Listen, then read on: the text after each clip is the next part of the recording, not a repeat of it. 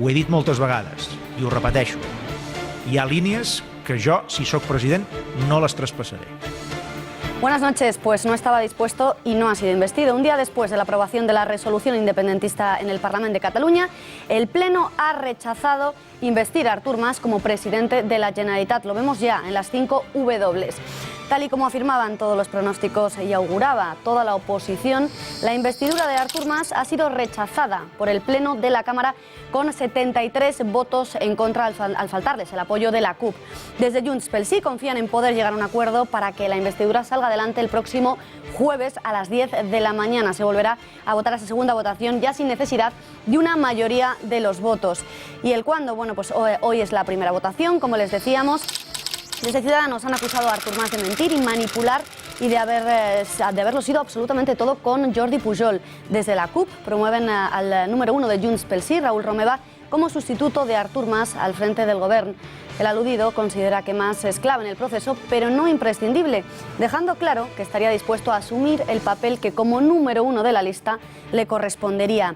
Mas asegura no estar dispuesto a todo con tal de ser presidente, aunque sí ha demostrado estar dispuesto a abrazar el independentismo con el que nunca comulgó, tal y como le han recordado desde Ciudadanos, para liderar ese proceso soberanista. Decía Mas que hablar de independencia era algo antiguo y oxidado parece estar él a ojos de la oposición, pues no solo cosecha el rechazo frontal de la CUP, sino también del Partido Popular, de Ciudadanos y del PSC. Hoy su secretario general, Miquel Iceta, le ha advertido de que pasó su momento. De no salir investido hoy, al no salir investido hoy, habrá que esperar al jueves próximo, sesión en la que con mayoría simple Artur Mas podría ser investido presidente. De no ser así, tampoco se abriría un proceso hasta el próximo 9 de enero para negociar un candidato alternativo. Y de ser rechazado, no habría más salida que la convocatoria de unas nuevas elecciones. Sexta W, ¿qué le depara el futuro a Artur Mas? Editorial, con Eduardo García Serrano.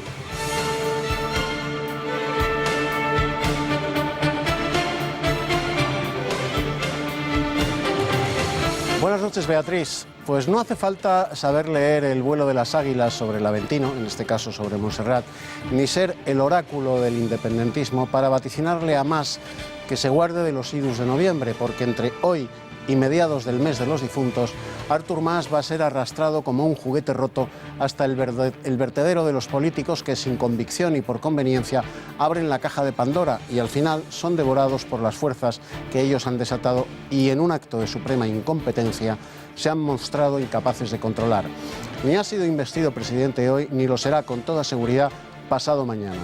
Los que le han utilizado ahora le desprecian. Artur Mas se traicionó a sí mismo al abrazar un independentismo que consideraba caduco y oxidado. Traicionó a sus votantes naturales, que siendo nacionalistas no son separatistas, y le faltó al respeto a su cargo y a la institución que aún preside, la Generalitat, al renunciar a encabezar una lista electoral que, además, es un potaje ideológico de imposible maridaje político entre comunistas y pacíficos burgueses clase media. Ahora recoge lo que ha sembrado: sal, discordia y traición, y esos tres ingredientes se los van a hacer apurar hasta las heces.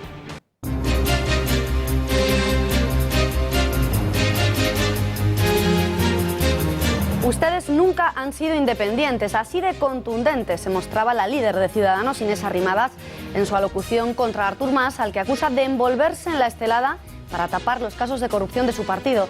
Hace apenas unos años, para Artur Mas, la independencia era algo antiguo y oxidado. Es que nunca habían sido independentistas. Yo tengo una retahíla de declaraciones suyas, señor Mas, diciendo que eso de la independencia era una cosa muy antigua, que estaba pasada de moda. El señor Pujol diciendo que, hombre, no vamos a salir de la Unión Europea ahora. El Ayuntamiento de Santiago de Compostela, gobernado por Podemos, retirará las subvenciones destinadas a las cofradías para sufragar los gastos de Semana Santa.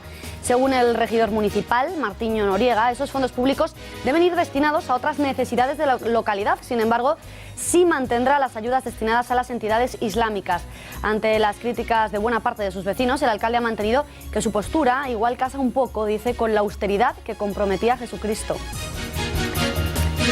El Reino Unido podría estar a un paso de abandonar la Unión Europea. Cameron ha presentado ante Bruselas sus exigencias para seguir formando parte de la Unión, condiciones que desde la Comisión han valorado como altamente problemáticas.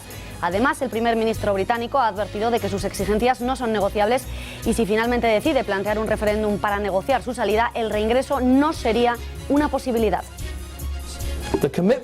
El compromiso establecido por los tratados europeos de hacer una unión cada vez más sólida no nos debería seguir siendo impuesto a los británicos. No creemos en ese objetivo, no lo aceptamos, puesto que tenemos otra visión de Europa.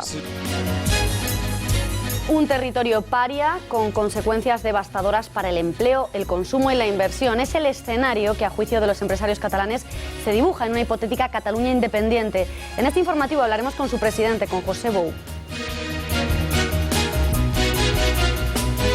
Y en los deportes, Juanma Pérez Moya, muy buenas noches. ¿Qué tal? Buenas noches. ¿Qué pasa con Ramos? ¿Tiene al final que operarse o no? Bueno, estábamos pendientes, efectivamente, Beatriz, de si tenía que pasar o no por el quirófano por ese problema en el hombro izquierdo, esa luxación que tiene y que parecía que le iba a impedir llegar al Clásico. Bueno, pues podemos adelantar que de momento, antes del Clásico, Sergio Ramos no se va a operar, jugará infiltrado ese partido al que, atención, puede que llegue Messi. En el tiempo de deportes ampliamos más información.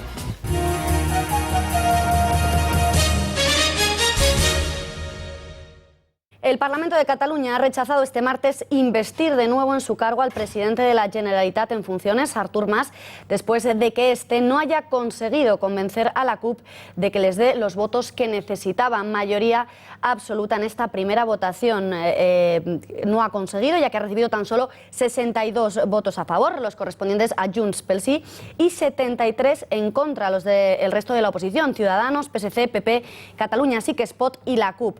El Pleno volverá a reunirse el jueves a las 10 de la mañana y entonces veremos si Mas consigue o no consigue los votos necesarios.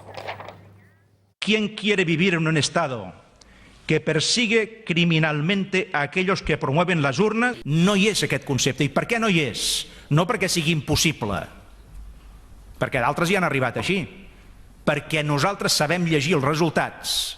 Sabem que el resultat del 27 de setembre ens dona força per iniciar aquest procés, que és que tot aquest procés en el qual estem inserits acaba amb un referèndum on la gent hi pot dir la seva última paraula, que és el referèndum que s'haurà d'aprovar en algun moment, si tot va bé, la futura Constitució catalana. Veamos claramente cuántos votos habría necesitado Artur Mas para ser investido como presidente de la Generalitat. La Cámara catalana tiene 135 escaños, repartidos pues como siguen: 62 de Junts pel Sí, 16 de los socialistas en Cataluña, 11 del Partido Popular Catalán, 11 de Catalunya Sí que es Pot, 16 de Ciudadanos y 10 de la CUP. Para que Mas hubiera sido elegido en primera votación, en la que se celebraba esta tarde, hubiera necesitado mayoría absoluta, es decir, sus 62 diputados más 6 votos favorables de la CUP. El resultado real de esta primera votación ha sido otro, como ya saben, 62 síes a favor de Artur Mas, los parlamentarios de Junts pel Sí, y todo el resto de la Cámara, 73 escaños, en contra. El próximo jueves, cuando se ha convocado por la mañana, se producirá la segunda votación. En ella ya solo bastará con que Mas pudiera cosechar más votos afirmativos que negativos, y para ello al menos 2 diputados de la CUP deberían votar a favor y 8 abstenerse. De esta forma resultarían 64 síes, los de Junts pel Sí más 2 de la CUP, 8 abstenciones, el resto de la CUP, y 63 noes, todos los demás miembros de la Cámara. Fuerte con los débiles y débil con los fuertes. Ha sido solo una de las acusaciones de la líder de Ciudadanos en Cataluña, Inés Arrimadas, contra Artur Mas, que se ha visto vapuleado por un aluvión de datos, hechos, réplicas y acusaciones, y con una actitud más condescendiente que argumentada ha respondido a Arrimadas tras acusarle ella de que lo ha sido todo con Pujol y que es consciente de que todo lo que dice es mentira. Este le ha respondido asegurando que el Estado está pagando con fondos públicos para mentir sobre Catalunya. En aquesta declaració, en aquesta resolució d'ahir del Parlament, no hi ha un punt que parli de declaració unilateral d'independència. No hi és. I podia haver sigut, Cuando usted llama a la desobediencia, cuando usted llama a la insurrección, lo siento, pero no cuela. Porque sabemos cómo es, sabemos que usted es un hombre de orden, sabemos que usted es un hombre que ha gobernado, que ha obligado a la gente a cumplir las leyes. Interès en incomplir les lleis? Cap ni un. Cap ni un. I aleshores alguns utilitzen la llei per ni seure a taula, ni escoltar, ni negociar, ni acordar res. En aquell moment, aquelles lleis passen a ser lleis injustes. Lo peor que usted está haciendo en estos años es utilizar el sentimiento de la gente, gente que ha confiado en su presidente, gente que se ha creído lo que usted le ha dicho. Sé com funcionen determinades unitats de la policia, ho sé perfectament. sé com funcionen alguns confidents, sé com es destinen fons reservats de l'Estat per pagar confidents, per després muntar mentides. Es una persona con experiencia de gestión. Usted es una persona preparada y usted sabe que todo lo que está diciendo es mentira. Mal día, sin duda, para Artur Mas, al que la CUP acusa de ejercer un chantaje intolerable en su discurso de investidura. Por ello, han propuesto como candidato, como sustituto a Raúl Romeva, de quien dicen reúne la condición de la transversalidad. Aunque este ha respondido que la cuestión no está sobre la mesa, también ha reconocido que Artur Mas es clave para el proceso, pero no imprescindible. Mas es una pieza clave en todo el proceso y, de hecho, se ha demostrado Nadie es prescindible, absolutamente nadie. Yo creo que en este proceso, si algo lo caracteriza, es su transversalidad. Pasó su momento, es un lastre, está acabado, es débil, miente, es sumiso y odia a España. Son solo otras de las valoraciones que de Artur Mas han hecho algunos líderes políticos durante sus intervenciones en el pleno de investidura. Li dic això perquè crec sincerament que el seu moment polític ha passat. Ho dic des del respecte al que ha fet, des del respecte al que ha intentat. Algunos gobernantes hoy, y me refiero singularmente a Artur Mas, que se creen los abanderados de la independencia de Cataluña y en realidad solo son un lastre para Cataluña. Esta tarde Mariano Rajoy se ha reunido con el líder de la oposición, Pedro Sánchez en Moncloa, para dar respuesta al órdago iniciado por los independentistas tras la aprobación ayer del inicio del proceso de desconexión con España. El líder del PSOE ha dado el sí a Mariano Rajoy para que recurra ante el Tribunal Constitucional la declaración aprobada ayer en el Parlamento de Cataluña. Ha ocurrido después de que el Consejo de Estado concluyera hoy mismo que existen fundamentos jurídicos suficientes para impugnar la resolución independentista de inicio de ruptura. Además, la Fiscalía ha ya solicitado a la policía que le informe de cualquier delito de sedición que se produzca en esa región. Tras la reunión entre Sánchez y Rajoy, el jefe del Ejecutivo se ha desplazado al Palacio de la Zarzuela para informar al rey Felipe VI de las acciones adoptadas hasta el momento. Aplicar o no aplicar el artículo 155 es lo que está en boca de todos, mientras que para el ministro de Exteriores, José Manuel García Margallo, este artículo no es tan exótico en la Constitución. Desde las filas socialistas piden al Gobierno una respuesta proporcional. El artículo 155 no es un artículo exótico en ninguna Constitución, es copia exacta de un artículo de la Ley Federal de Bonn, es decir, lo que se llama la cláusula de lealtad federal. Se trata de apagar el fuego, con firmeza, con proporcionalidad y con legalidad, y esperemos que no haga falta llegar tan lejos y menos ahora anunciar medidas que lo único que podrían generar es cierto victimismo. Avergonzado de la actuación de sus compatriotas, así se siente el líder de Ciudadanos, Albert Rivera, quien no haya querido pedir perdón como catalán por el daño infligido a todos desde el Parlamento de Cataluña.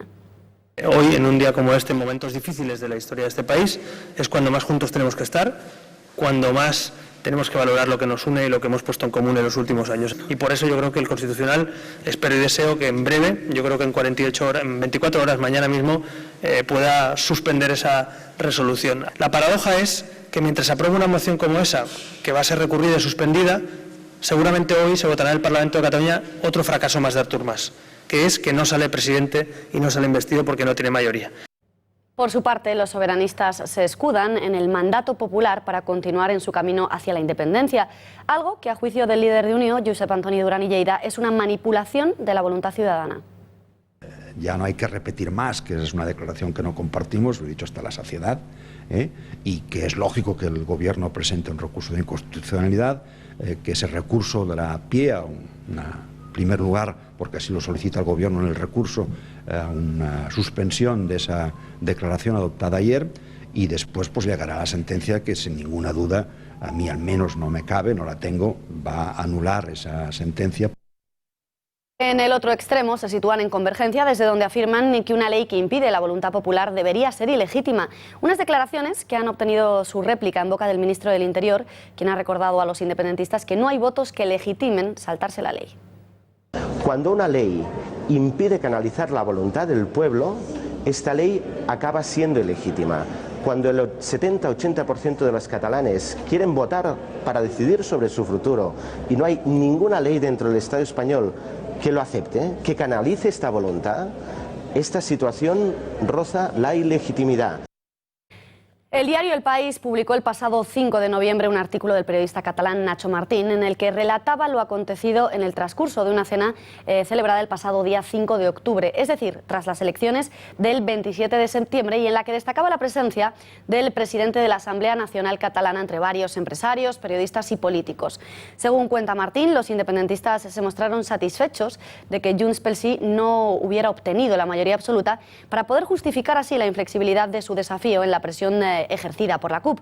Pero no se quedan ahí las revelaciones. Jordi Sánchez, el presidente de la ANC, desveló que les vendría de perlas que el gobierno aplicase el artículo 155 de la Constitución para forzar la intervención internacional en el proceso y que provocase la convocatoria de un referéndum. Desde su publicación, a Martín le han llovido las críticas por no respetar el off the record y, sin embargo, hoy ha vuelto a reiterar su convicción de no ser leal con los desleales. Contamos al otro lado de la línea telefónica con el autor de ambos artículos, Nacho Martín. Muy buenas noches. Sí, hola, buenas noches.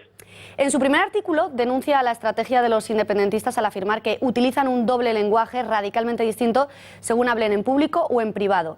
¿Qué es lo que más le llamó la atención de lo que escuchó en esa cena de boca del presidente de la ANC, de Jordi Sánchez? Y por otro lado, ¿le pilló absolutamente por sorpresa lo que allí se dijo o se lo podía imaginar? No, la verdad es que por sorpresa no del todo. Es evidente que cuando lo oyes por boca de un líder del movimiento independentista, te parece hasta casi pornográfico ver que tus sospechas o lo que se comenta entre bastidores se confirma. Pero en todo caso no me pilló por sorpresa porque son cosas que se saben, que efectivamente que el movimiento independentista o los partidos independentistas, en donde están ahora mismo integradas las dos asociaciones que han liderado este proceso en la calle, que son la ANC y Òmnium Cultural, pues se sabe que mantienen un doble lenguaje y es una cosa que digamos que en el de periodistas en Cataluña y en círculos más o menos avezados en la cuestión del proceso, pues se sabe positivamente que eso es así. Pero sí que es cierto que al oírlo de su boca, pues me pareció especialmente preocupante o especialmente inquietante ver con qué desfachatez hacen pública. Es verdad que era una conversación, una tertulia privada, pero éramos 16 personas, de las cuales pues quizá habría una mayoría, y eso sí que no tengo por qué entrar a decir cuál era la descripción política de ninguno del resto de los asistentes, pero quizá habría una mayoría independentista, pero también estábamos algunos que no lo somos y me llamó la atención pues la tranquilidad, la desfachatez con la que se habla de la deslealtad para con los ciudadanos de Cataluña y para con los ciudadanos del resto de España sin ningún tipo de tapujo. Y bueno, las cosas que dijo, pues lo que me sorprendió especialmente fue primero que hablase en primera persona de Junts pel Sí, de la coalición ganadora de las elecciones, porque en principio él como presidente de la ANC tendría que ser neutral. No olvidemos que en el 11 de septiembre se celebró la manifestación de cada año de la Diada y se nos dijo que aquello, nos dijeron los representantes de Junts pel Sí y de la ANC, que aquello no era un acto electoral. Cuando tú estás oyendo al presidente de la ANC hablar en privado, en primera persona del plural de Junts pel Sí, pues queda claro que aquello fue un acto electoral que corrió a cargo de la administración pública que pagamos entre todos los catalanes, con lo cual me parece un despropósito absoluto. Después él dijo, como bien comentabais, pues que estaba contento. Él hablaba en este caso, insisto otra vez en primera persona del plural, que estaba contento de que Junts pel Sí no hubiera obtenido la mayoría absoluta, porque de haberlo obtenido estaría recibiendo una presión insoportable por parte de la CUP, que no estaría tan fuerte, y desde la debilidad la CUP podría exigir pasos irreversibles hacia la independencia. Es decir, es todo tan irracional, tan incoherente, que aquella formación que ha ganado unas elecciones con un programa independentista, abiertamente independentista, está contenta, o un representante que habla en su nombre dice estar contento por no haber obtenido mayoría absoluta, porque no quieren tomarlos o no quieren asumir la responsabilidad de los pasos irreversibles que tienen que dar hacia la independencia.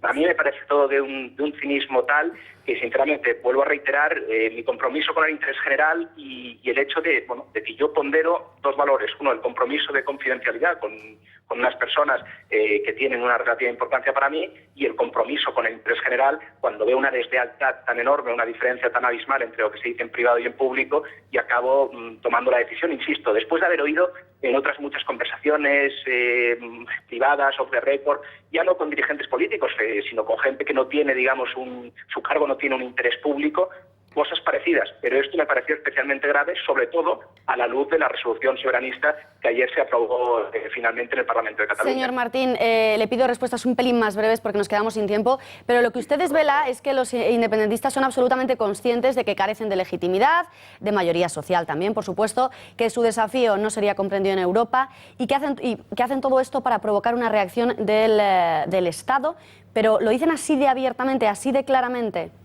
Bueno, de hecho, lo que comentó Jordi Sánchez fue literalmente esto de proclamar la independencia con un 48% del apoyo ciudadano no te lo compra nadie en Europa. Si son conscientes de que no tienen suficiente fuerza para tirar adelante su proceso, esto no te lo compra nadie. Y entonces dijo que lo que tienen que hacer es literalmente actos de soberanía. En esta neolengua que se ha creado en Cataluña dijo actos de soberanía para forzar la situación. Y cuando otro de los asistentes le preguntó qué es forzar la situación, se refiere usted al artículo, a la aplicación por el Gobierno central del artículo 155 de la Constitución, él reconoció que eso le iría de perlas al movimiento independentista porque eso supondría que el Estado estuviera perdido, en su opinión, discuto, pero eso es igual. Dijo que el Estado estaría perdido en ese sitio y que lo que realmente ellos querían forzar era que la comunidad internacional interviniese en los asuntos internos de España para forzar al Estado a convocar un referéndum de independencia en Cataluña. Señor Martín, clarísimo, nos quedamos sin tiempo. Enhorabuena por su valentía periodística y personal. Desde aquí le deseamos toda la suerte y le agradecemos que haya atendido la llamada de este informativo. Gracias y buenas noches. Perfecto, gracias, buenas noches. Eduardo, ¿qué te ha parecido lo revelado por Nacho Martín? ¿Te sorprende la doble cara de los nacionalistas? En absoluto, la han tenido siempre esas dos caras y muy duras, por cierto, cada una de esas caras. No es precisamente la cena de los idiotas la que nos describe Nacho Martín en sus dos artículos periodísticos. Sentados a esa mesa había muchos traidores, demasiado astutos, demasiado ladinos, todos ellos como para ser idiotas. Carentes de vergüenza, sí, pero no idiotas. O sea, que por lo que cuenta Nacho Martín fue una cena de sinvergüenzas stricto sensu, en la que la cuenta debió costar 30 denarios de plata, que es el precio de todos los traidores desde que Judas Iscariote recibió ese sueldo de manos de los fariseos. Nacho Martín rompió su compromiso de confidencialidad con los comensales porque los desleales no merecen lealtad ninguna.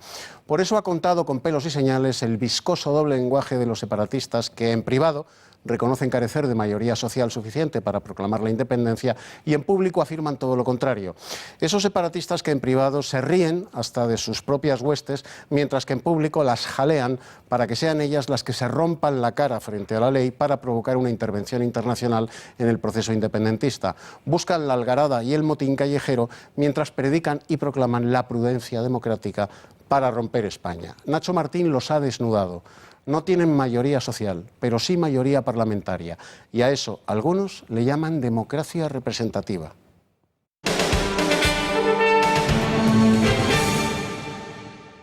Muchas veces la solución no es más Europa, sino menos. Palabras del premier británico David Cameron, que han dejado helada a la Comisión Europea. El primer ministro del Reino Unido plantea ahora la salida de la Unión Europea si no se cumplen sus exigencias. El compromiso establecido por los tratados europeos de hacer una unión cada vez más sólida no nos debería seguir siendo impuesto a los británicos. No creemos en ese objetivo, no lo aceptamos, puesto que tenemos otra visión de Europa. Cameron ha desgranado las exigencias para permanecer en la Unión Europea, que consisten en una mayor protección del mercado único fuera de la eurozona, el aumento de la libertad de mercado, con la eliminación de normas comunitarias, eximir a Londres de una mayor integración europea y restringir el acceso a los inmigrantes a las ayudas sociales. Condiciones que ya ha trasladado por carta a Donald Tusk, quien ha acusado recibo a través de Twitter. Además, el primer ministro británico ha advertido que el paquete de reformas exigidas por Reino Unido es justo y razonable. No quiero que este enfoque se malinterprete, ha dicho. Razonable no significa que no se ha resuelto. El Reino Unido tiene derecho a que sus preocupaciones sean tenidas en cuenta, ha declarado, y ha advertido que si finalmente votan abandonar la Unión Europea, entonces la abandonarán. No habrá una renegociación ni otro referéndum. Ante estas declaraciones, el ministro de Exteriores de nuestro país ve cada vez más cerca la posibilidad de que el Reino Unido abandone Europa. Para hablar de todo ello nos acompaña ya en plató Paul Gordon, él es profesor. Buenas tardes. Muy buenas tardes, profesor de la Universidad San Pablo CEU y también miembro del Partido Conservador Británico. Antes de nada, señor Gordon, ¿qué le parecen las exigencias presentadas por su país ante la Unión Europea? Me parece que no hay nada nuevo. Cameron ha dicho eso hace muchos años ya. Y yo creo que las exigencias, yo creo que son razonables, sí, en general. Es que la población en mi país, la gente está muy preocupada por la llegada masiva e incontrolada de inmigrantes. Y nada más pisar el país, pues están pidiendo todo tipo de ayudas sociales y la gente les parece que es injusto, que tienen que estar un cierto tiempo cotizando para poder disfrutar de las ayudas sociales. Creo que es muy razonable. ¿Le parece razonable? Es decir, coincide con lo pedido por... Aquí en España, uno cuando llega tiene que estar un cierto tiempo cotizando para poder cobrar el paro y otras ayudas sociales. Creo que es normal. ¿Y cree usted que la Unión Europea accederá a estas exigencias exclusivas, además, para el Reino Unido, Pues, con tal de no perderles? Espero que sí, porque son razonables y yo desde luego lo veo muy justo. Usted lo ve justo, pero claro, solo serían exclusivas, como decía, para el Reino Unido. ¿Usted cree que serían extrapolables con el paso del tiempo al resto de países de Yo de la Unión entiendo Europea? que lo que se decide para el Reino Unido que sea pues lo mismo para británicos en el resto de la Unión. Lo veo así. O sea, que usted considera que sí, que eso sería una posibilidad plausible. ¿Cuenta David Cameron, sabe si cuenta David Cameron con el beneplácito de Barack Obama para lanzar este órdago a la Unión Europea? Lo que yo sí sé es que Estados Unidos y China, las dos superpotencias económicas, han aconsejado a David Cameron a permanecer dentro de la Unión Europea. Eso sí lo sé. No puedo comentar otra cosa. Pero no sabe nada respecto a Estados Unidos.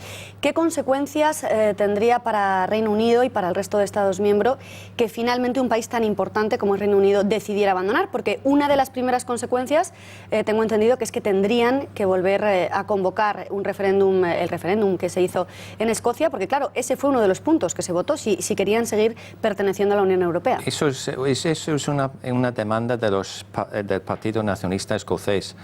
Entonces eso, yo creo que eso depende, eso depende cómo vota la población en general, en Escocia, en todo el país. Eso habría que verlo. ¿Y las consecuencias, tanto para el Reino Unido como para el resto de países de la Unión Europea? Yo creo que personalmente serían negativas, tanto para la Unión Europea y tanto para mi país. Yo creo que en general la gente quiere permanecer dentro de la Unión Europea, pero quieren que los abusos, como he mencionado, se corrijan.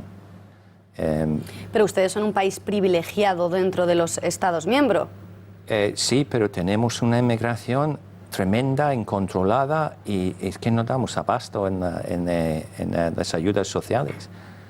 Entonces tiene que haber un control y algún límite. Entonces, a su juicio, en su país, en el Reino Unido, ¿hay más europeístas, más gente a favor de seguir permaneciendo dentro de la Unión Europea o más euroescépticos? Los grandes partidos están a favor de mantenerse dentro. El Partido Conservador, mi propio partido, está a favor, pero con condiciones. Y los demás partidos están, en general, a favor de mantenerse dentro. Solo los de UKIP están en contra.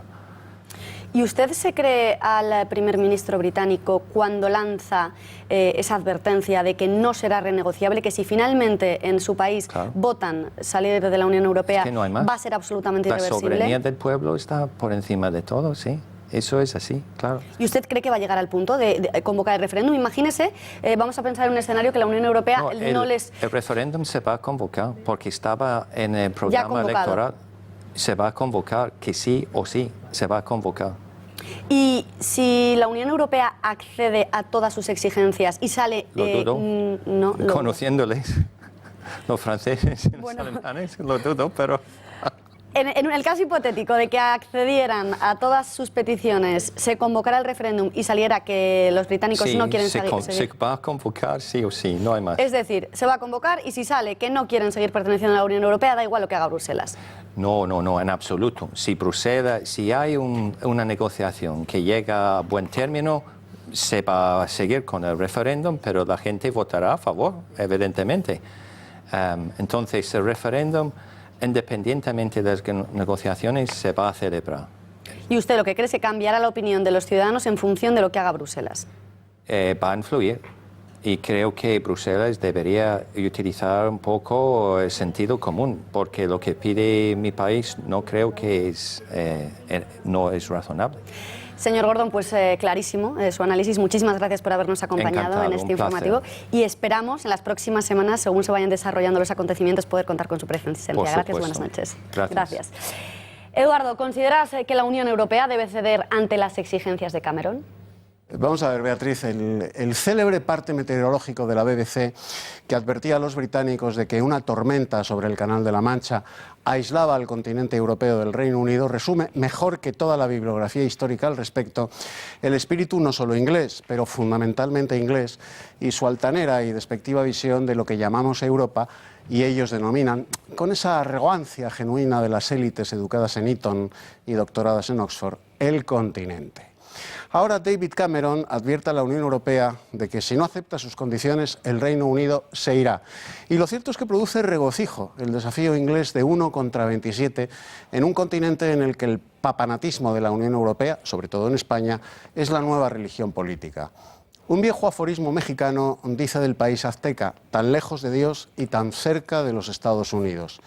Eso mismo le pasa al Reino Unido, tan lejos de Europa y tan cerca de los Estados Unidos, que en una suerte de extraña inversión de la historia ha colonizado a su antigua metrópoli, convirtiéndola en un virreinato yanqui en Europa.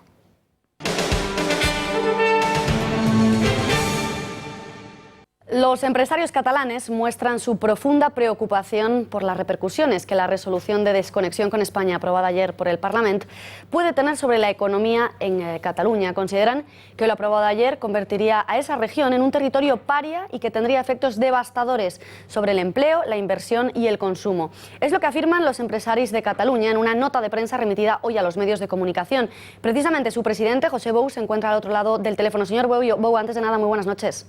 Buenas noches. Ustedes llegan a comparar la situación de Cataluña con el colapso griego. ¿Por qué homologan esta situación? Bien, porque Cataluña pues está funcionando, está viviendo, está actuando, pero realmente la Generalitat está quebrada, totalmente quebrada. Si ahora retiráramos los 50.000 millones recibidos vía FLA, vía pago proveedores, pues aquí sencillamente no cobrarían ni los funcionarios. Quiero decir que la situación económica en Cataluña es crítica, francamente crítica. Por lo tanto, en esta situación, y si puede hacer frente a los vencimientos de bonos patrióticos que van sucediéndose continuamente, de los cuales se hace cargo el Tesoro Nacional, va pagando, va haciendo frente, porque al fin y al cabo los catalanes somos ciudadanos españoles también, y por lo tanto no nos pueden abandonar.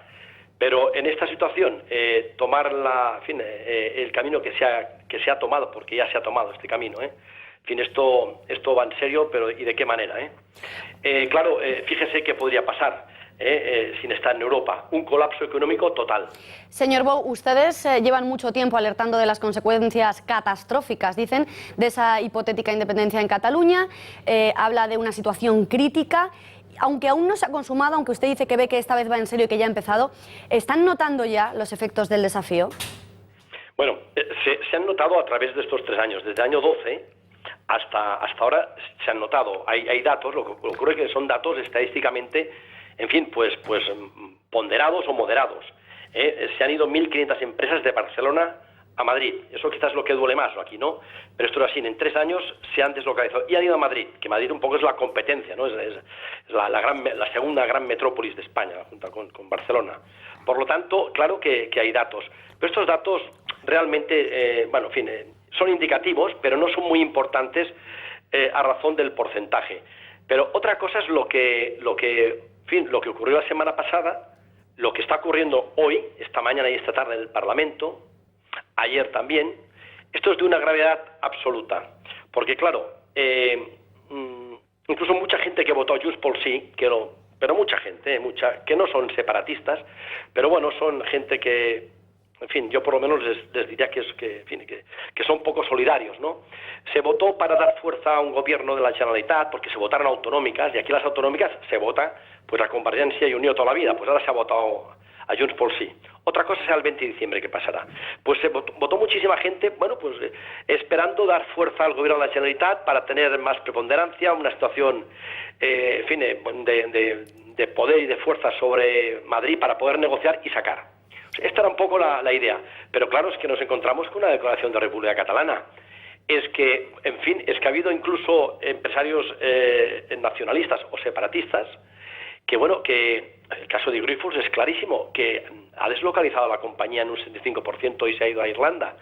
Y esto, si esto no se para, porque esto, vamos a ver, esto no es una tragedia, esto es una vergüenza para Cataluña. Pero la tragedia sería que Madrid no contestara como tiene que contestar. Significo, pues, con la ley en la mano. Todo está en la Constitución, no tienen que ir fuera de la Constitución. En la Constitución encontrarán todo, y algún artículo que se pueda desarrollar también, pero tienen que actuar de inmediato. Esperemos que sea así. Prueba de ello es que mañana creo que el Consejo de Ministros se reúne con urgencia y por la tarde seguramente entrará el Tribunal Constitucional esto. Lo van a suspender, lo van a paralizar y después veremos qué pasa. Porque una vez que esté paralizado, como se les ocurra mover ficha, esperemos que se actúe.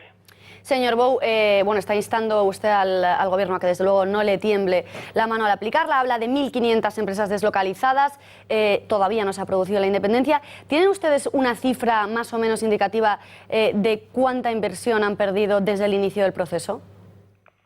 Bien, en el año 14 sí que tenemos los datos. En el 14 hubo una caída de la inversión del 15,8%.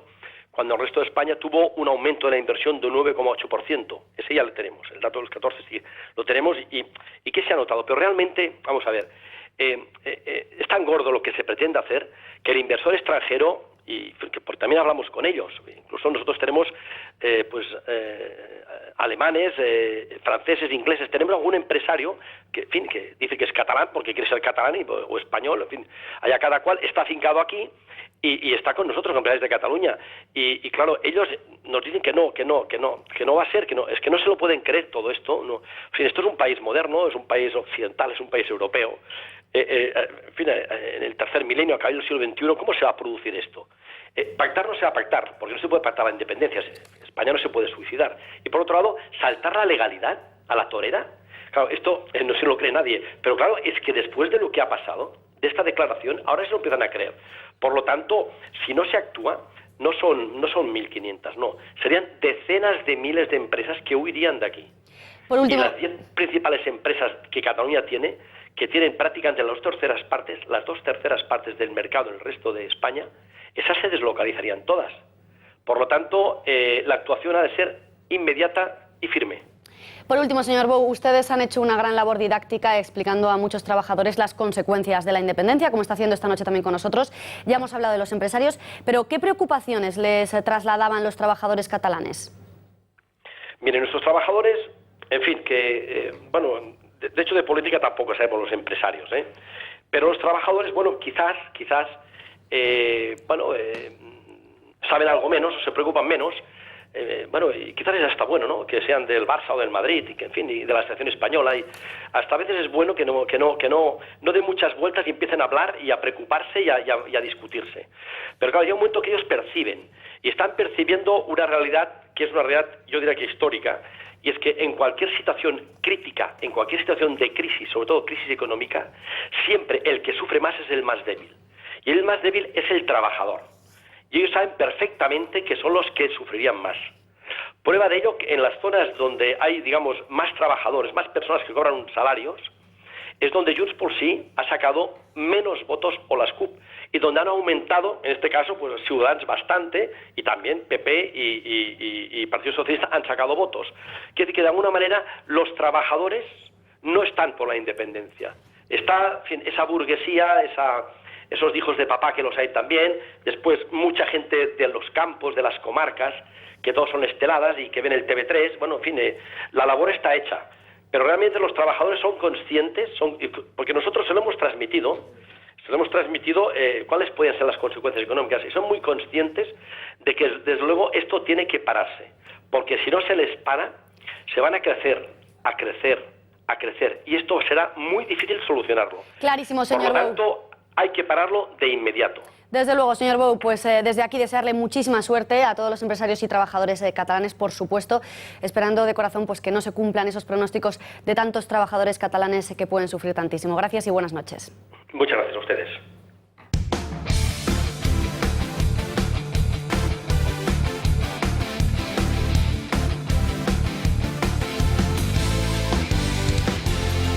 Y en los deportes, Juanma, hola de nuevo. ¿Qué tal? Messi, que finalmente parece que puede llegar al Clásico. Exactamente, las noticias inicialmente eran negativas, parecía relativamente descartado para ese partido trascendental del 21 de noviembre, pero hoy ha empezado a tocar balón, está comenzando a apurar plazos y por tanto Messi puede reaparecer ante el Real Madrid en ese partido trascendental para el liderato de la Liga. Recordamos que el Barcelona venció, el Real Madrid perdió este pasado fin de semana, por tanto ahora los culés están 3 puntos por encima del Madrid.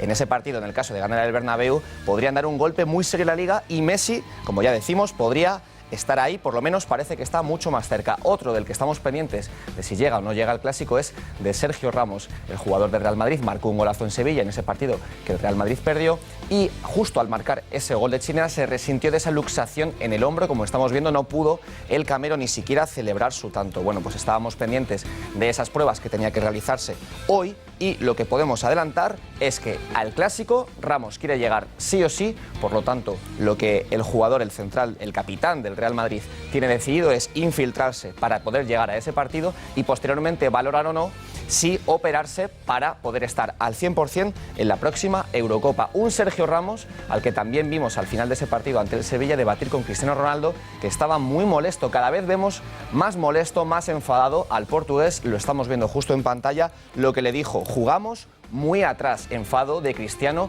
con su compañero y sobre todo con Rafa Benítez, al que le achaca que el planteamiento táctico del Madrid no les permite ser más ofensivos.